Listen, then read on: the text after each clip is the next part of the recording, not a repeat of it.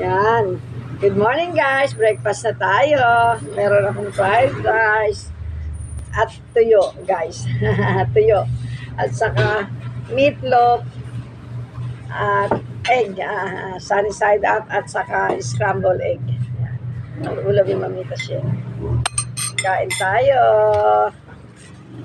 At saka syempre meron akong